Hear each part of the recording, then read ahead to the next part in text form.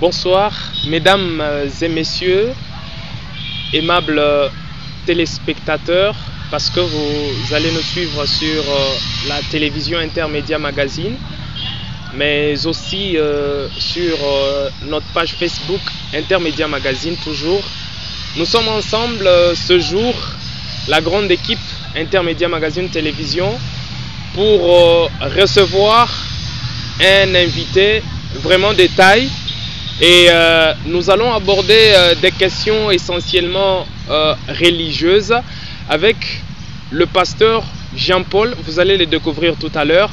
Et donc, il est le responsable du centre de réveil Impact Wed en Mbuji-Mayi. Nous sommes dans la province du Kasaï oriental.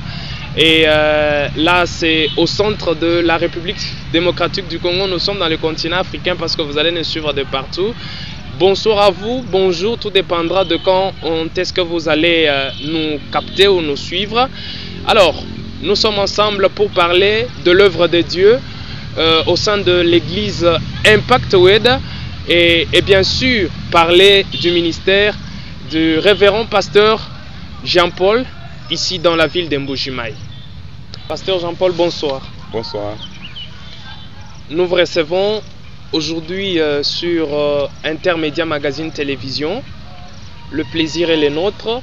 Nous avons tant cherché et aujourd'hui nous sommes ensemble. Je vous ai appelé tout à l'heure pasteur Jean-Paul, mais est-ce que vous pouvez vous présenter vous-même, décliner votre identité? Ok, merci beaucoup Guy. Je réponds au nom de Jean-Paul Kanyaka Chamba.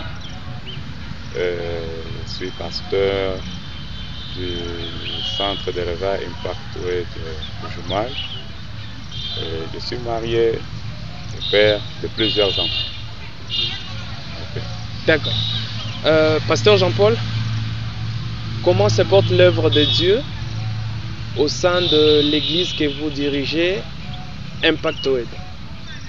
Oui, l'œuvre de Dieu se porte bien par la grâce de Dieu lui-même. L'église se porte bien. L'église se porte bien. Oui. Alors, est-ce que Impact Wed est une communauté à part ou bien c'est vraiment une église au sein d'une autre communauté ou une autre plateforme? Oui, le centre de réveil Impact Wed, c'est une communauté. C'est une communauté dont le centre de réveil Impact Wed de Mbuji-Mayi est le siège principal. Donc nous avons d'autres églises ailleurs. C'est une communauté qui évolue depuis 2016 où la communauté a vu. Depuis 2016? Oui. Donc ça fait quand même 2 années. Oui. C'est vous qui êtes le représentant légal? Oui, comme on peut le dire, les visionnaires, bon, légalement, on dit représentant légal. Oui. Oui. Et d'autres églises, d'autres paroisses sont où? Toujours en Mbuji-Mayi ou bien dans d'autres pays, provinces? Oui, nous avons 3 paroisses. La première paroisse, pour extension, elle est à Paris. La deuxième, elle est dans la ville de Lyon. Et la troisième, elle est dans la ville d'Angers, toujours en France. Et nous avons une cellule qui fonctionne déjà à Bruxelles. Déjà. Donc, près de 5 paroisses, plus celle de Mbuji-Mayi. Donc, oui. Voilà. Donc, alors, pourquoi avoir choisi Impact Wed comme dénomination de la communauté? Pourquoi seulement Impact Wed? Oui, je peux dire que c'est pas moi qui l'ai choisi, c'est Dieu qui l'a choisi. De quelle manière? C'est Dieu qui l'a choisi au travers de la vision qu'il m'a donnée, la vision qui est la restauration de l'homme, la restauration de la famille et la manifestation ou l'équipement des enfants de Dieu, des fils de Dieu. Et c'est au travers de cette vision qu'est venu le nom d'Impact Word. C'est en anglais qui veut dire en français? Oui, Impact Word qui veut dire trivialement parole d'impact. Parole d'impact ou non, l'inverse, impact de la parole. Oui, impact de la parole. Sur la famille, sur les personnes. Sur l'homme, sur la famille. Oui. Alors, vous dites que c'est Dieu qui l'a choisi au travers de la vision. Oui. Est-ce que à ces jours, depuis 2016, que la communauté fonctionne, existe déjà? Oui. Est-ce que vous-même, vous avez déjà vu l'impact de la parole sur la population, sur l'Église? Oui, évidemment. Et nous avons palpé et nous palpons tous les jours l'impact de cette parole sur les personnes qui ont adhéré à cette vision, à cette communauté. Nous expérimentons cela. Nous expérimentons vraiment l'impact de cette parole sur les familles et sur les personnes. Alors, depuis 2016 que vous avez commencé cette œuvre de Dieu avec Impact, vous-même, c'est depuis quelle année que vous servez Dieu? Bon, moi, je sers Dieu depuis l'année 1999. Et je sers Dieu. Donc près de 25 ans aujourd'hui, oui. Ou déjà 25 ans. Oui, oui. 1999. Vous avez commencé dans quelle communauté? Je peux dire que j'ai beaucoup d'abord servi Dieu et appris beaucoup avec Campus pour Christ. Okay. J'ai beaucoup appris avec Campus pour Christ et je le dis et je le dirai toujours, j'ai été parmi les commandos de Campus pour Christ sur l'université. Et c'est là que j'ai appris beaucoup de choses avec Campus pour Christ. Sur l'université, on a organisé, on a servi sérieusement Dieu. Donc je le dis souvent que moi j'ai appris à servir vraiment Dieu à l'université. C'était quelle université à l'époque? C'était à l'université de Mbuji-Mayi, à Chikama. Là vraiment, j'ai servi Dieu. C'est vous qui étiez à la tête de la section religieuse Campus pour Christ? Non, je n'étais pas à la tête.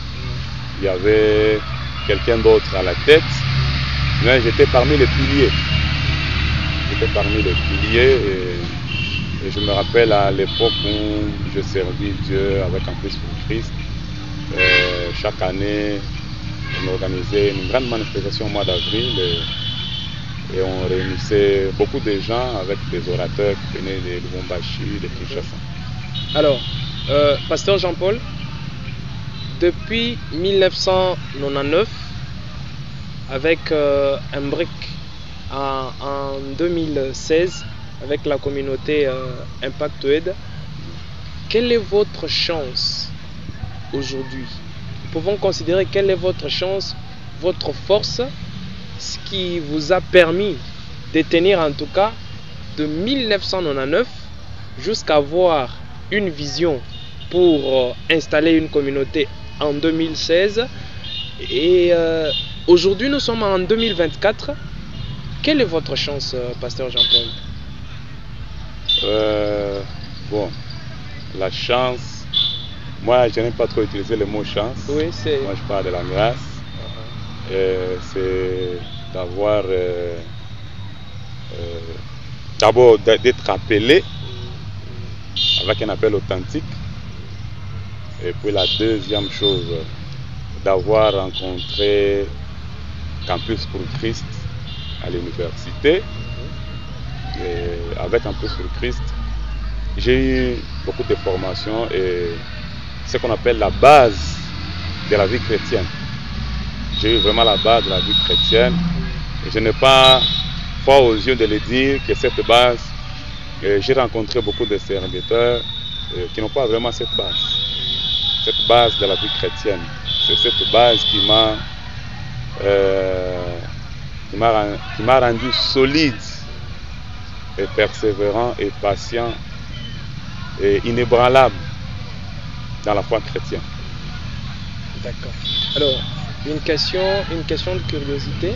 Lorsque il s'agit d'une communauté, quand on parle évidemment de l'église Impact Oued, donc c'est légalement connu auprès des autorités?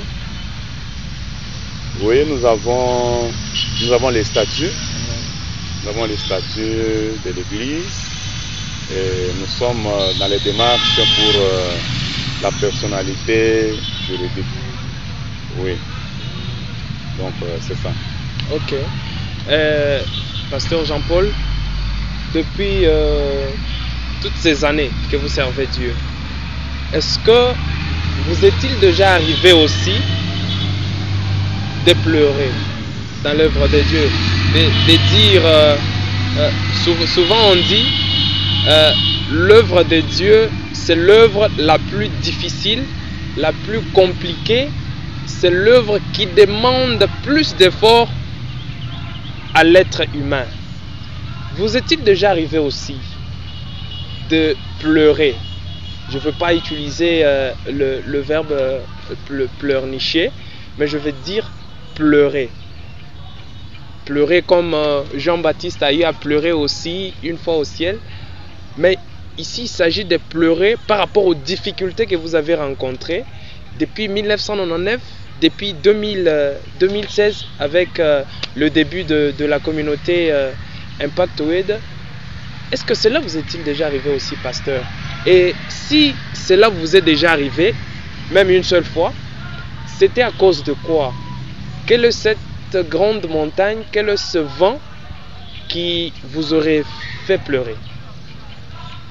Bon, je peux commencer par dire, s'il y a un serviteur de Dieu, un véritable serviteur de Dieu, et qui dit qu'il n'a pas rencontré de moments difficiles qui le fait pleurer, donc il n'est pas avec Dieu. Donc tout serviteur de Dieu appelé par Dieu, cela arrive. Cela arrive, c'est comme David le dit dans le psaume 84. Il le dit, ceux qui aiment Dieu rencontrent souvent, traversent souvent la vallée des Baka. La vallée des Baka, c'est la vallée des pleurs, c'est la vallée des grincements des yeux. Il dit, ceux qui aiment Dieu traversent souvent cette vallée. Et nous voyons lui-même David dans la Bible, plusieurs fois il a pleuré. Plusieurs fois il a pleuré. Et il est arrivé à Tislag avec ses soldats, il a trouvé que l'ennemi est venu, il a pris les femmes, les enfants, ils ont pillé, ils ont brûlé la ville. David a pleuré. La Bible dit jusqu'à tel point qu'il n'avait plus la force pour pleurer. Lui avec ses hommes. Ils ont pleuré. Nous avons vu Jésus lui-même a pleuré devant la tombe de Lazare. Et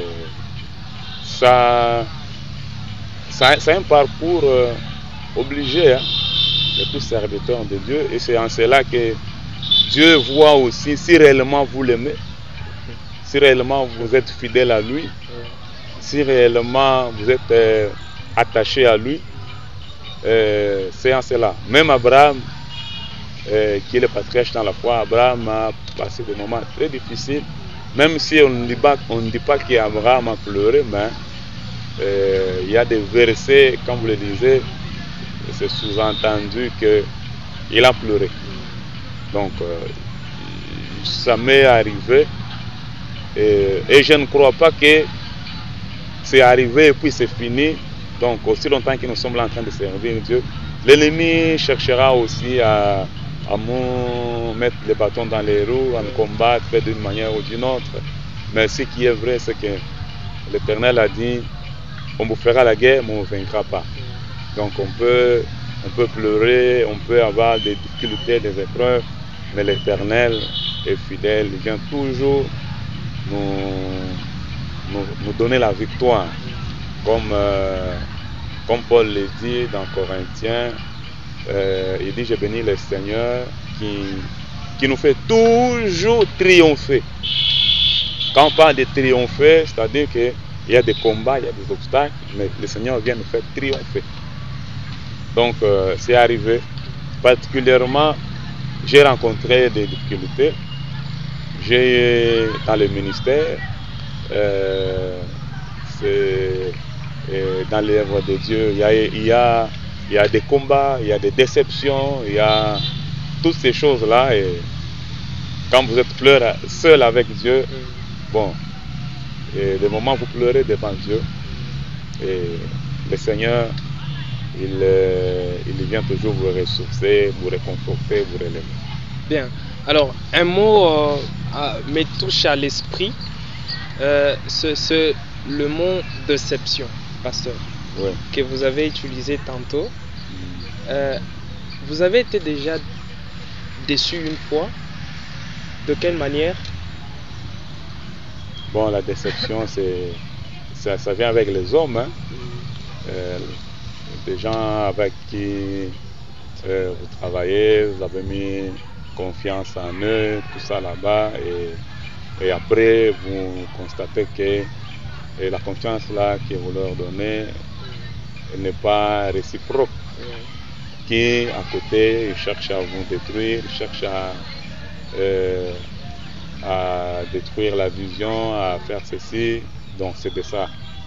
Alors, au-delà de tout ce que vous avez énuméré tantôt, est-ce que à un certain moment vous regrettez aussi d'avoir été appelé par Dieu pour le servir? Bon, je ne regrette pas. À un certain moment, pasteur, je ne regrette pas. Je ne le regrette pas parce que je sais que au-delà de tout ce qui arrive comme obstacle, comme épreuve, l'amour de Dieu dans le cœur est plus grand que toutes ces épreuves. L'amour de Dieu est plus grand que tous ces combats, que toutes ces déceptions. L'amour de Dieu est plus grand. Parce que le premier investissement de Dieu dans la vie d'une personne, c'est l'amour. Comme l'apôtre Paul dit dans Romains, chapitre 5, il dit que et l'amour de Dieu est répandu dans nos cœurs par le Saint-Esprit. Donc cet amour est plus grand. Comme ça que l'apôtre Paul dit, il dit, je suis pressé de toutes parts, pressé de toutes parts, par l'amour de Dieu. Pressé, malgré l'apôtre Paul énumère, il dit, j'ai été attaqué par des bêtes féroces, j'ai raté, j'ai fait naufrage,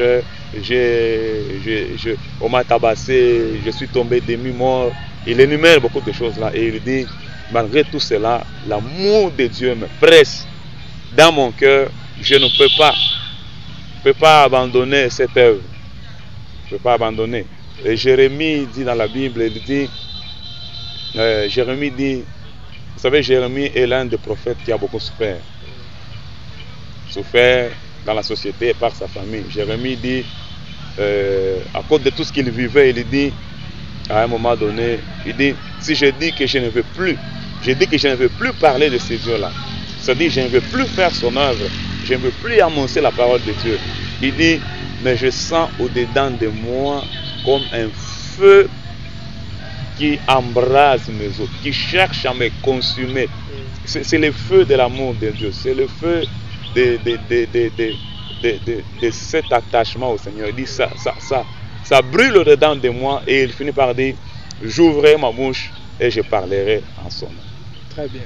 Alors, pasteur, parce que nous sommes en train de chuter là, si vous étiez demandé aujourd'hui, parce que nous sommes dans une émission, je vous le demande moi-même, quel est ce témoignage que vous pouvez donner aujourd'hui en tenant compte de la puissance de la main de Dieu?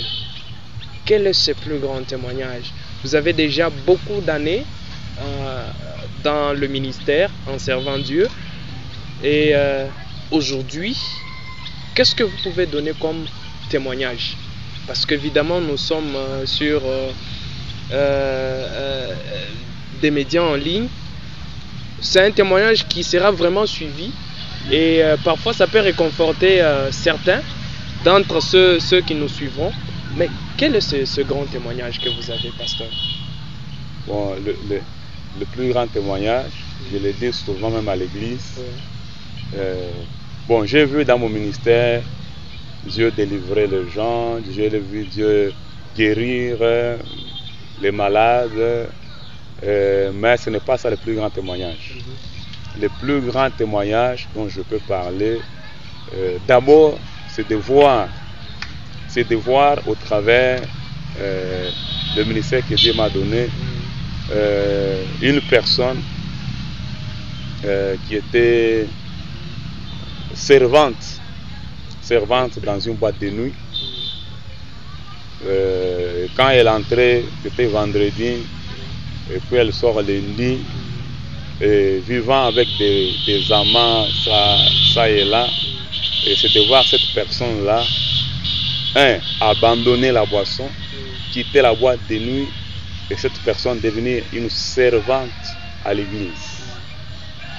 Ça, c'est l'un des grands témoignages du ministère. Et le deuxième, c'est de voir dans mon ministère des personnes qui ne priaient pas, qui ne connaissaient pas Dieu et qui ont connu Dieu au travers de mon ministère, qui sont devenus des grands serviteurs de Dieu. Des personnes qui ne connaissaient pas Dieu et qui ont cru. Et Dieu les a équipés au travers de mon ministère et qui sont devenus des grands serviteurs de Dieu. Et ça, j'en ai plusieurs témoignages comme ça.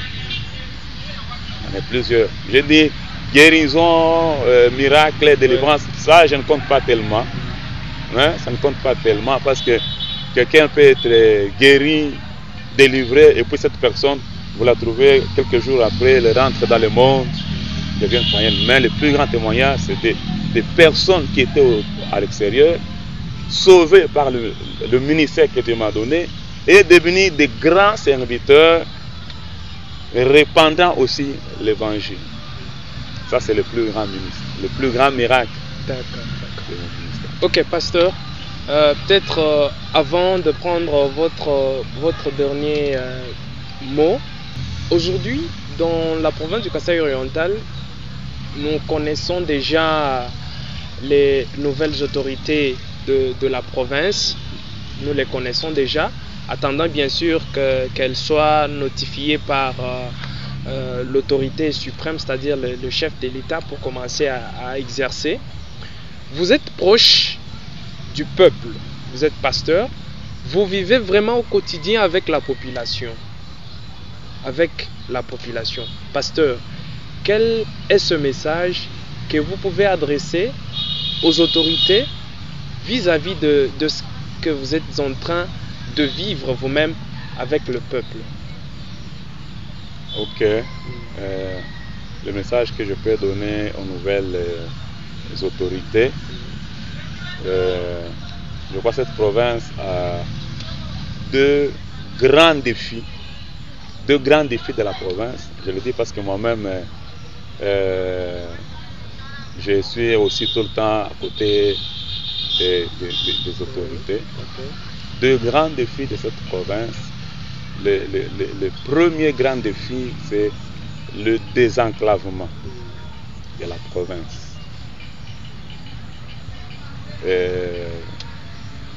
Qui va beaucoup aider la province. Parce que vous verrez que tous nous importons, on ne produit pas localement, et ce que nous importons ne parviennent pas à arriver ici facilement. Il y a des plus grandes difficultés que connaissent des commerçants pour faire arriver la matière première ici, ou bien les articles manufacturés pour les faire arriver ici. Et ça, c'est le premier grand goulot d'étranglement de cette province. Et le deuxième grand défi, c'est l'électrification de la province. Si les deux leviers sont utilisés, moi je crois que le reste des choses vont suivre dans la province ici. Le reste des choses vont suivre. D'accord, pasteur. Votre message à tous vos fidèles qui vont vous suivre sur Intermédia Magazine Télévision de partout, hein, parce que vous avez dit que l'église et la communauté est déjà en France et un peu éparpillée partout. Oui. Alors, un message que vous leur adressez, et puis aussi à toute l'Église de façon générale, Église Corps du Christ. C'est en tout cas votre dernier mot. Ok. Par rapport à toute la communauté, je veux d'abord dire qu'on venait de terminer une action de réveil. Je sais que le second dimanche, c'est avec notre pasteur de la France qui était ici, qui est rentré dimanche. Il est parti à Kinshasa et au cours de la semaine, il va rentrer en France. Alors, le message que je peux donner à l'Église et à toute la communauté, c'est un message d'espoir et d'espérance, et que les enfants de Dieu puissent rester accrochés à la parole de Dieu, et parce que l'ennemi a multiplié beaucoup de stratégies pour distraire l'Église, les chrétiens, les déconnecter de la source, les déconnecter de la parole, les déconnecter de la prière. Et cela vient souvent avec les téléphones, avec les réseaux sociaux. Bien sûr, il y a beaucoup de bonnes choses sur les réseaux, il y a aussi beaucoup de mauvaises choses qui déconnectent les gens. Aujourd'hui, les gens attaquent la sorcellerie par le téléphone, par Facebook. Alors que le peuple de Dieu soit vigilant, que le peuple de Dieu reste attaché à la parole et à la prière, méditant, priant, écoutant la parole de Dieu, et surtout répandre la bonne nouvelle du Seigneur Jésus-Christ. Notre vision, c'est la restauration de l'homme et l'équipement, la manifestation des fils de Dieu. Merci. Ainsi donc prend fin ce programme, mesdames et messieurs, sur Intermédia Magazine Télévision. Nous avons reçu le pasteur responsable de la communauté Centre de Réveil Impact Wed, ici à Mbujimayi, où se trouve le siège de cette communauté. Nous avons parlé de tout de son ministère, de l'œuvre de Dieu au sein de la communauté Impact Wed, qui est en train de s'installer un peu partout en Europe. Merci à vous de nous avoir suivis, de nous avoir fait confiance. Et donc, si vous voulez également nous contacter pour prendre part, participer dans nos programmes, alors le numéro est évidemment affiché. Il s'agit du plus 243 89 996 37 70. Merci à vous, à la prochaine.